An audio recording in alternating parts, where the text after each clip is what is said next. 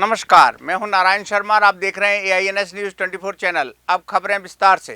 Chhattisgarh Bharatiya Janata party द्वारा सरकार द्वारा संचालित गौठानों का निरीक्षण कर वहां की खामियों को उजागर किया जा रहा है। जाबो गौठान खोलबो पोल अभियान के अंतर्गत भाजपा गौठानों की हकीकत जनता के बीच लाने की बात कहते हुए इसमें भ्रष्टाचार और घोटाले के आरोप लगा रही है।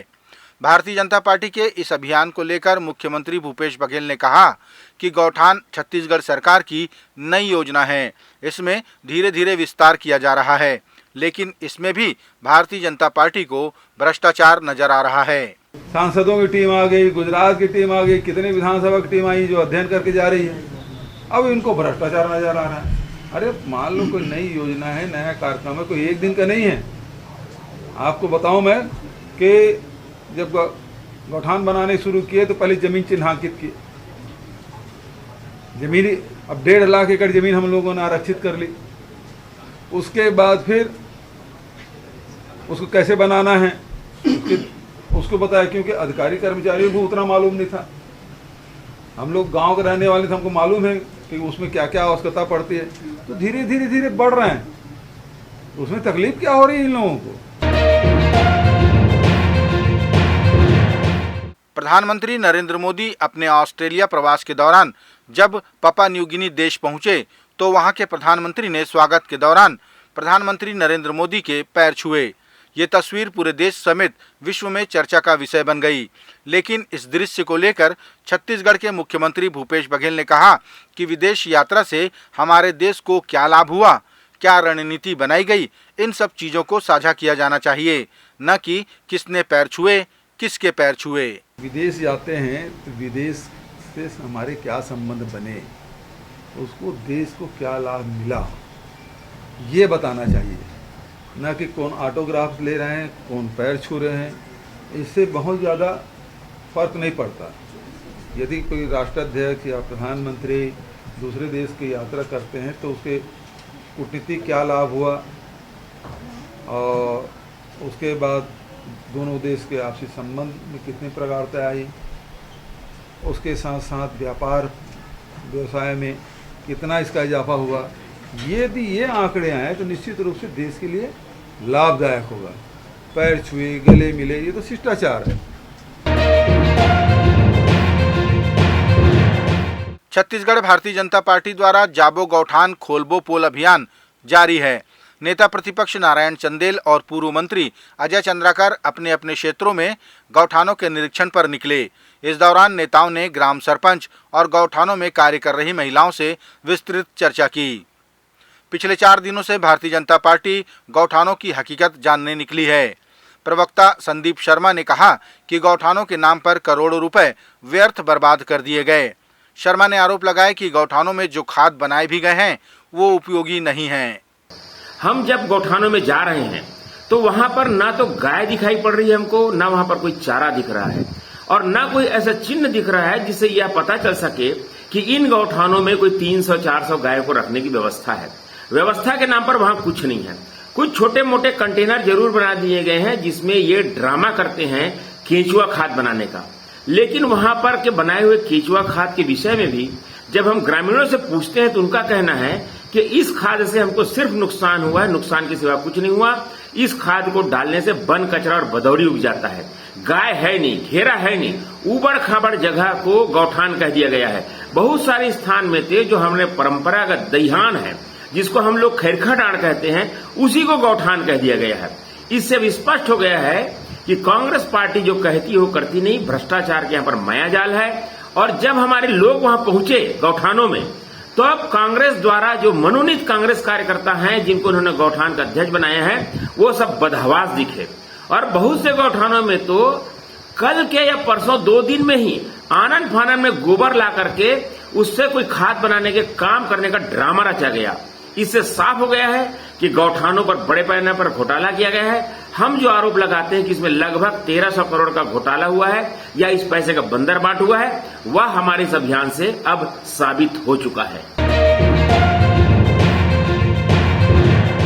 कोंडागांव जिले के केसकाल विकासखंड के जनपद सीईओ द्वारा लंबी छुट्टी पर चले जाने से विकास कार्य अवरुद्ध हो रहा है। ये आरोप जनपद अध्यक्ष महेंद्र नेताम उपाध्यक्ष गिरधारी सिन्हा समेत अन्य पदाधिकारियों ने लगाया और सभी ने हस्ताक्षर कर एक ज्ञापन कलेक्टर के नाम एसडीएम को सौंपा। पदाधिकारियों ने आरोप लगाया कि जनपद प्रतिनिधियों एवं अधिकारियों के बीच भी आपसी सामंजस्य नहीं है, जिसके चलते जनहित के कार्य प्रभावित हो रहे हैं। जी हाँ, तारीख याद रखिए, 24 मई को 2023 ठीक शाम 7 बजे से शुरू होने वाली है प्रोग्राम। आइए और इस सुंदर कार्यक्रम का आनंद लीजिए। 25 मई यानी वो दिन जब झीरम घाटी में नक्सलियों ने कांग्रेसी नेताओं के काफिले पर हमला कर दिया था, जिसमें कई बड़े बड़े नेता शहीद हो गए थे। इस दिन को राज्य सरकार ने शोक दिवस के रूप में घोषित किया है। इस घटना में शहीद हुए वरिष्ठ कांग्रेसी नेता महेंद्र कर्मा के गृह जिले दंतेवाड़ा में 24 मई की रात को एनएमडीसी द्वारा आज़ादी के अमृत महोत्सव के अंतर्गत एक म्यूजिकल नाइट प्रोग्राम रखा गया है, जो विवादों में पड़ता दिखाई दे रहा है। कांग्रेसी इस कार्यक्रम को शोक दिवस के एक दिन पहले कराए जाने से इसका विरोध करते हुए इसे शहीदों का अपमान बता रही है। जब छत्तीसगढ़ शासन 25 मई को झीरम दिवस के रूप में, श्रद्धांजलि दिवस के रूप में पूरा हर कार्यालय में 2 मिनट का मौन रख करके और श्रद्धांजलि, शहीदों को श्रद्धांजलि अर्पित करने का निर्देश जारी किए हैं। ये एक शासकीय कार्यक्रम है और इस दिन मतलब हम मुख्यमंत्री जी से निवेदन करेंगे कि एनएमडीसी जो एक कार्यक्रम है उसको स्थगित करने के उन्हें जो भी उचित है मार्गदर्शन या निर्देश देने के कष्ट करें। बिहार के मुख्यमंत्री नीतीश कुमार विपक्ष के नेताओं को एकजुट करने में लगे हैं, जिसके लिए छत्तीसगढ़ के मुख्यमंत्री भूपेश बघेल ने उन्हें शुभकामनाएं दी। उन्होंने बताया कि बेंगलुरु में उनसे मुलाकात के दौरान चर्चा हुई और वे लगातार केंद्रीय नेताओं के संपर्क में हैं। जल्द ही सभी के एकजुट होने के समाचार मिलेंगे।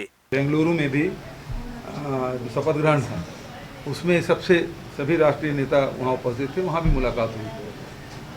सौभाग्य से नीतीश कुमार जी हम लोग साथ ही बैठे थे, तो अभियान के बारे में बातचीत भी हो रही थी। तो अच्छा है, एक वरिष्ठ नेता सारे विपक्ष को एकजुट करने के अभियान में लगे हुए हैं और मुझे विश्वास है कि नीतीश कुमार जी इसमें सफल होंगे। छत्तीसगढ़ भारतीय जनता पार्टी के पूर्व मंत्री राजेश मूणत ने महिला कार्यकर्ताओं के साथ Hindi film the Kerala story देखी। इस दौरान बड़ी संख्या में महिलाओं को आमंत्रित कर फिल्म दिखाई गई, ताकि ये महिलाएं अन्य युवतियों को जागरूक कर सकें और उन्हें हिंदू धर्म के प्रति ज्ञान बढ़ाने हेतु प्रेरित कर सकें। इस मौके पर पूर्व मंत्री राजेश मूणत ने कहा कि ऐसी फिल्में निश्चित ही भटक चुकी युवतियों के लिए सही रास्ता दिखाने वाली फिल्म साबित होगी। मुख्यमंत्री भूपेश बघेल ने कहा कि भारतीय जनता पार्टी के नेताओं को गौशाला और गौठान में अंतर ही नहीं मालूम। वे तो लग्जरी गाड़ियों में विदेशी कुत्तों के साथ घूमते रहे हैं। मुख्यमंत्री ने कहा कि भाजपा के नेता गर्मी के दिनों में गौठान जा रहे हैं। इस समय उन्हें गायें कैसे मिलेंगी? इस समय तो गायों को ढील दिया जाता है। इसके बाद रोका छेका होगा, तब गायों को गौठान में लाया जाता है। उन्होंने विपक्ष से अच्छे सुझाव प्रदान करने का आग्रह किया। इनको गौशाला और गौठान में अंतर समझ नहीं आता।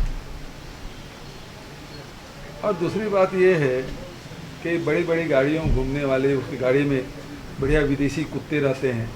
अब वो गाय गरवा के बारे में क्या समझेंगे? अब चुनाव आ गया तब गौठान जा रहे हैं, उसके पहले तो नहीं गए थे। कभी गए हैं क्या? और गए हैं तो अच्छी बात है, जाके बताया कि क्योंकि नया काम है, नई योजना है, बहुत सारे काम करने हैं। उनको कोई अनुभव होता है तो बताया कि ये काम और होना चाहिए। और गाय के नाम से वोट लेते हैं। अरे कभी जाके सेवा कर लो, केवल आपको वही काम भर है। अब जा रहे हो गौठान में, और गर्मी के दिन में कौन सा गौठान में मवेशी रहता है भाई? छत्तीसगढ़ में तो परंपरा नहीं है।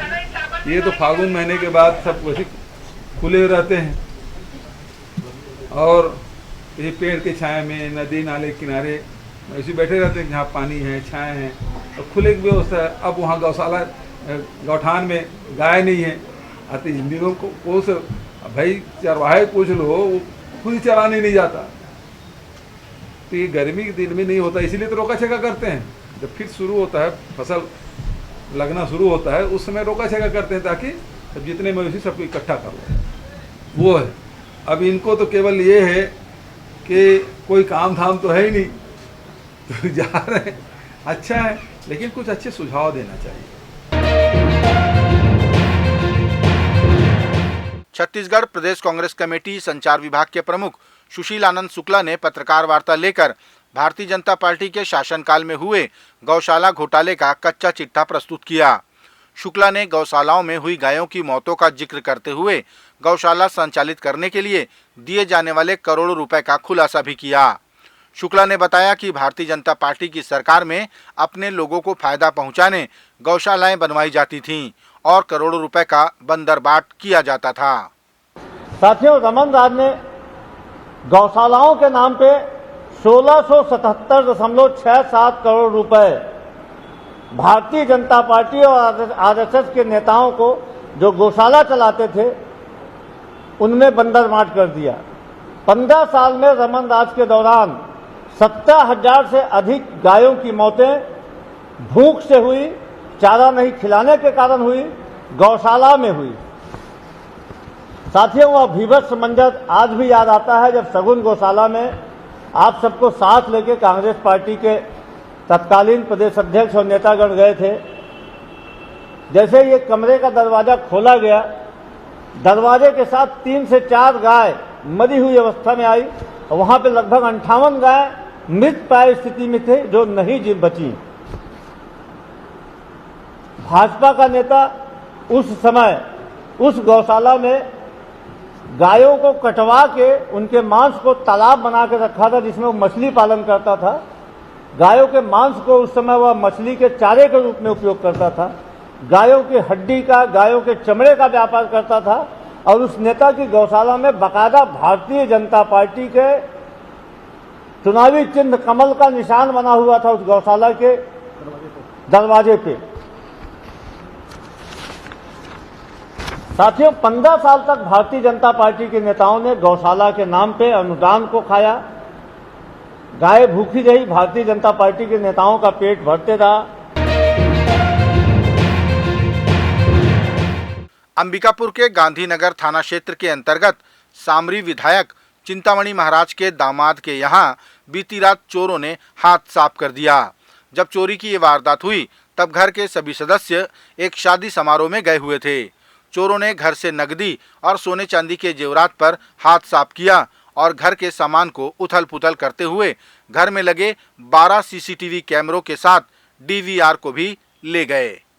क्या है कि मैं अपनी बहन की शादी में गया हुआ था करतमा और सब परिवार हम लोग गए थे।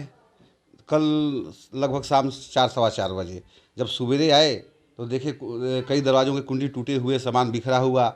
हम लोग आश्चर्यचकित हुए, गए अपने भाई थाना में सूचना दिए कि ऐसा ऐसा घटना हो गया।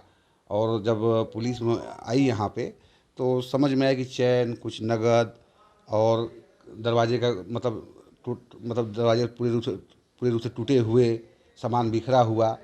तो फिलहाल देख के हम दुखी हैं। कितने दरवाजे टूटे हैं, लगभग कितनी का अंदाजा लगाया जाए? 5 दरवाजे टूटे हैं और 3 अलमारी टूटा हुआ है।